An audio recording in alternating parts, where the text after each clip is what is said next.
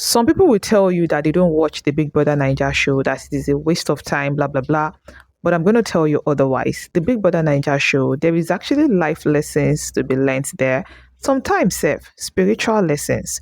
Now, the analysis I'm going to be giving to you guys in today's video is going to be in relation to Joanna, Thelma, Isabella, Emisi, Mide, I think Bright Morgan as well, and even Couture is it Kucho, whatever his name is, in relation. I didn't mean that whatever his name is in a disrespectful way. I beg. For some people will say, why you say whatever his name is? Hey guys, it's just the flow of the conversation. So please just try to flow with the conversation. I'm not here to disrespect anybody. Now, I'm going to be using those people as an illustration for you guys to see that this Big Brother Ninja show, if you actually have foresight, there are life lessons to be actually learned in this particular Big Brother Ninja show. Okay. Now, let us start with the fact that Joanna, Thelma, Mide, I think Bright Morgan, I think these were the four people involved in that conversation. And Joanna especially was saying categorically that she has fans more than Emisi and Isabella combined, and that they were going to go home and watch her from home. That is Emisi and Isabella. I think Sultana too was also in the mix, that they were going to be evicted and go home and watch her on the show. Guess who was evicted on Sunday? It was Joanna that said that statement that was actually evicted. What does that tell you? Pride goes before a fall. Secondly, man is not God. The fact that you think some people are less to you does not mean that is how God sees them. Do you understand what I'm trying to say?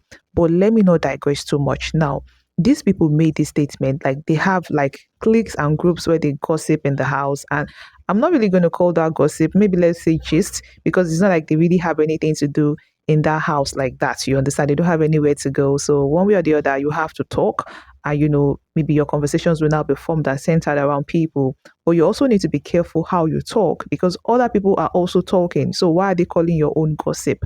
But that is, by the way, like I said, this video, I'm not doing it to bring down anybody or disrespect anybody. I just want to analyze and pick out points to make you guys understand that you can actually learn life lessons from the Big Brother Niger show. Now, moving on. Joanna that made that statement has been evicted. Her eviction shocked a lot of people. It shocked me as well, because she always says she's going to win the show, that Ebuka makes her feel like she's going to be the one to win the show. She's the winner, blah, blah, blah. She's the one that has more fans and all of those stuff. Now she was out. And when they even evicted her, she and Thelma had the least votes. Kucho actually had more votes than them, and it was really, really so surprising, because Kucho is one guy in that house that a lot of people look at. They look down on him like, you, what are you still doing here? Like, he's just being lucky to still be on the show. Imagine him having more votes than Thelma and Joanna. Do you understand? Now, moving on. After Joanna and Thelma got evicted, right? Bright also got evicted. Out of that clique, I think it was only Mide that got saved, that did not get evicted. Now, imagine that immediately after Joanna got evicted, Thelma got evicted. Sultana now won head of house. After Joanna, and before Joanna got evicted, she washed plates all through that week. All through that week, Big Brother gave her punishment to be washing plates and make sure that the kitchen was clean, and said nobody in that house should wash plates. She washed plates that week till she was evicted on Sunday. Now, after she got evicted on Sunday, Sultana won the head of house on Monday. Now, this head of house automatically took her to the final. Now, this is somebody that this person said was going to go home and watch them, has already become a finalist 2 weeks to the end of the show. And this is the reason why I was not actually happy with the fact that Sultana did not save Isabella to make it with her to the final, because she had the power and the chance to actually give one person immunity on Monday. And I was honestly expecting her to choose Isabella, because Isabella is her friend in that house. She's actually close to Isabella and Jason J. But I don't see her picking Jason J after everything that Ebuka exposed with Jason J on Sunday, and with what he did with Joanna and all that stuff. So I feel like her loyalty should actually lean more towards her friend that is a woman, that you guys actually share similar story. You understand? I was actually expecting that from Sultana, but Sultana disappointed me. And I think she also disappointed Isabella as well, because ever since then, Isabella has not been sleeping in the HOH lounge. And actually, Isabella confirmed my suspicion because during a diary session, she told Big Brother that it's because she was actually hot and she does not want, she does not want her emotions to be all over the place. So it's just better she avoids situations that will make them want to talk about it. And, she'll start getting emotional about it because she respects her decision, but she just feels like she should also be loyal to her. At least we've been friends from day one. You should be able to save me and give me that immunity. This is something we've always been talking about. Let's make it to the final. Now, imagine how perfect the story would have been. And I think God actually gave Sultana the opportunity to make that thing perfect. But then again, the human factor is also going to come in because the people that said you guys will come and watch them from home had left.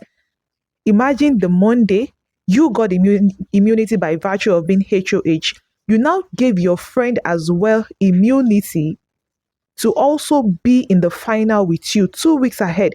Like, you guys imagine that thing in your head. The Lord prepared a table before me in the presence of my enemy, and my cup runneth over. It would have been so perfect.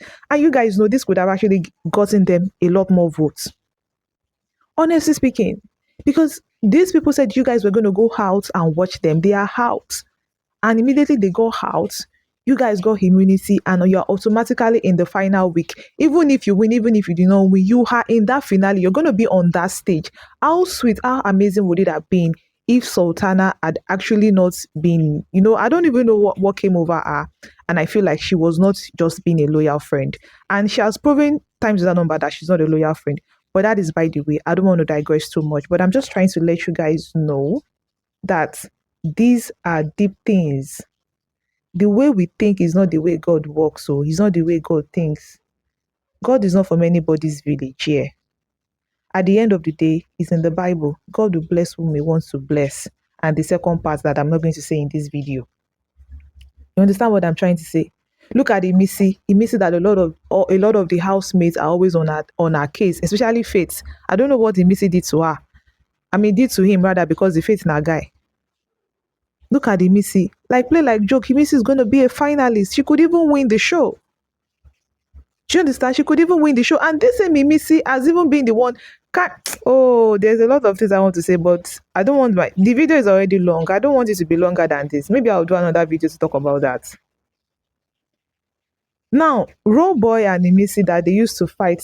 They are now friends. Oh, God of Israel. Anyways, I'm just trying to say this. At the end of the day, God is not from anybody's village. And secondly, pride goes before a fall. Like, don't act like you know it all. Don't act like you have the power to do anything when at the end of the day, it is God that decides these things. No thing say because say they God they answer your prayer, everything they work smoothly for you. Come they take and they look your neighbor or your paddy or come they look and say, this one's so lazy. You're so lazy, you can't do this, you can't do that. Ọlọ́run ló gbà fún ẹ o. Tọ́lọ́run bá gbà fún ẹ, má ṣe kí ni, má pe pàdé ẹ lọ́lẹ̀. I'm not going to say more than that. And I hope those that want to get my message, you guys got the message I'm trying to pass across. I'm not sure I actually, because I'm being cautious of time. I didn't really articulate everything very well, but I know those that got it. They did what? They got it. This world, this life is very, very spiritual. And one way or the other, the spiritual controls what? Controls the physical. Let's be careful the kind of words we say to people.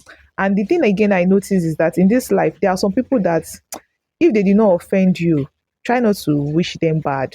Because if they did not offend you and you are wishing them bad, that bad could they come back, come miss you. You understand what I'm saying? I'm not going to say more than that, and I'm not going to explain it further than this. But you people that understand me, understand me. That'll be all for now in this video. I'll see you people in my next video. Bye bye.